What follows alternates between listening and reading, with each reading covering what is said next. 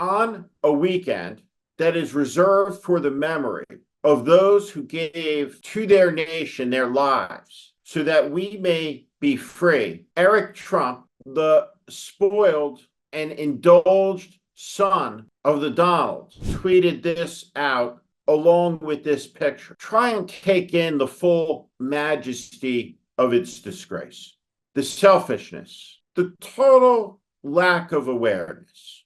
This soft-handed boy who grew into such a rotten man, a grifter, a fraud, who ran fake charities, a low man who has never given anything to anyone at any moment ever. He is a taker's son who has become a taker. The Trump family is a disgrace. What they are is a conspiracy that is tearing at America's civilization, at our connection to one another as a country, as a people, as a civilization. It is the 28th of May, 2024. 161 days remain until the American people decide who sits in the Oval Office of the White House. This is the warning. Memorial Day weekend, originally known as Decoration Day, is distinct from Veterans Day. In November, we honor everybody who has served in the armed forces of the United States. That day that we celebrate, November the 11th, all over the world is called by another name, Armistice Day. It denotes the 11th day of the 11th month at the 11th hour when the war to end all wars came to an end, the First World War, a holocaust, an apocalypse of death. It was an earth-shattering and unprecedented event in human civilization to be eclipsed just within one generation. Memorial Day honors America's war dead, 1 million fallen, who gave the ultimate sacrifice to their nation, what Abraham Lincoln so eloquently called the last full measure of devotion. Each Memorial Day, because of the proximity of our recent wars in the Middle East and Iraq and Afghanistan, Memorial Day is a heartbreaking day. The 20 years long wars left families without their mothers and fathers, spouses without their husbands and wives. This is a day each year where the President of the United States comes to one of the most sacred spaces in our republic, the tomb of the unknown soldier, to lay a wreath. All across the country, there are commemorations, and not just on American soil, but on those little patches of the United States territory in France, in Luxembourg, in Belgium, in the Philippines, all around the world where America's fallen are buried. This day of remembrance makes what Eric Trump did all the more incredible, all the more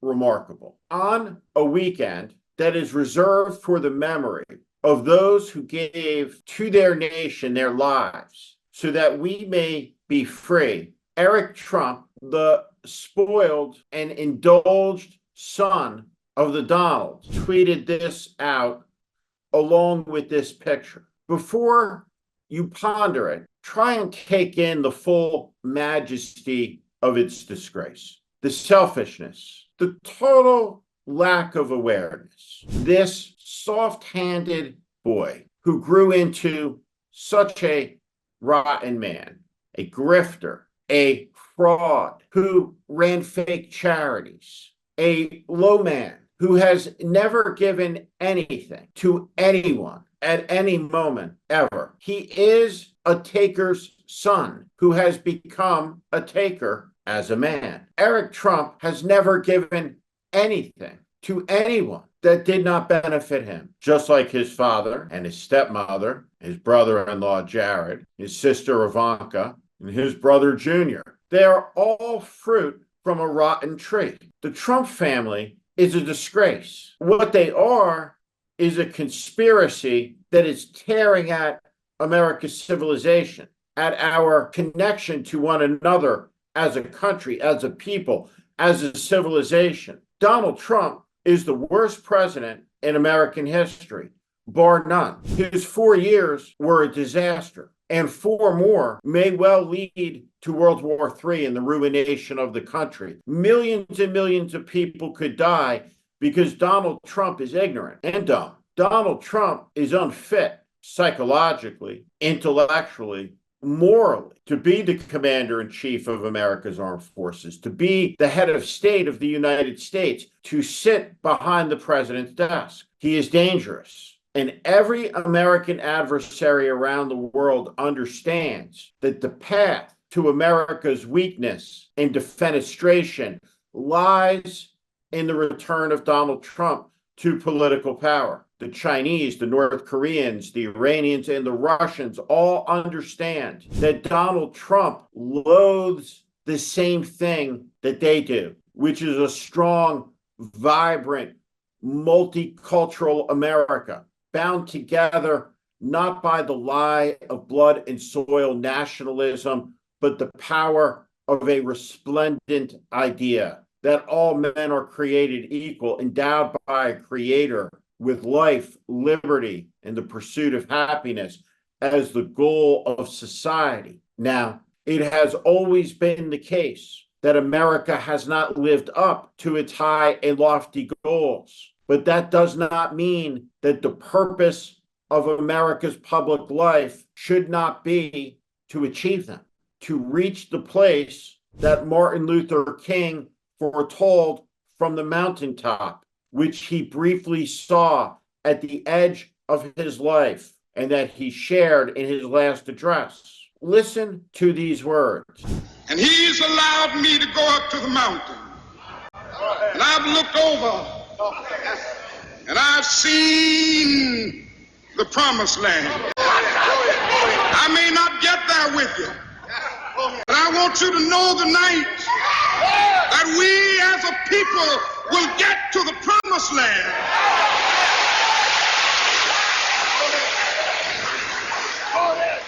So I'm happy tonight. I'm not worried about anything. I'm not fearing any man. Mine eyes have seen the glory of the coming of the Lord. This is one of the most optimistic speeches in American history. It tells of a promise yet fulfilled that will be if we stay the course. The course is in the service of a great cause. Freedom, liberty, for us, for our children, for their children, as far into the future as we can imagine the existence of America, which will soon be 250 years old. Every sacrifice that has ever been made will one day have been rendered in vain if the American experiment ends, if it falters, if it fails, if it disappears, if it is erased. The purpose of freedom in America was never to be enjoyed by the founders who achieved it or the generation that expanded it by crushing the slave autocracy on North American soil. The fruits of freedom for everybody disappear for all time if America disappears, if the idea of America evaporates, if the construct that holds none of us are above the law, that a constitution is the supreme law of the land that makes all of us equal under the law. If that idea falls away, if it fails, if it ends, then every sacrifice that was aimed at building a republic that would endure will have been for nothing. What the Trump family represents is taking, sedition. What Eric Trump stands for is power, for himself and for his family, not for you. He's not on your side. And neither is Donald Trump. They are agents of chaos and violence and mayhem. Look what they did on January 6th when they lost an election. Think about the suicides of the police officers whose lives were ruined and upended. And think about the damage, the chaos to their families, to everybody left behind by this madness, unleashed by these people, these Trumps, the lowest of the low, criminals. Eric Trump has never given anything to anybody, nothing. He pretended to when he ran fake charities. He's a disgrace, a grifter, somebody who's done violence to his country. Shame on him, shame on them, and shame on him for this quote. on Memorial Day weekend, when America honors the million dead who gave the last full measure of devotion. There are many low quotes, dishonest, mean, cruel, racist, but there will never be on a Memorial Day weekend one this shallow, this stupid, and this untrue. Shame on you, Eric Trump. Shame on you and your whole rotten brood. I'm Steve Schmidt. This is The Warning, and I invite you to subscribe on our Substack, on our YouTube channel. Follow us. Welcome to the community.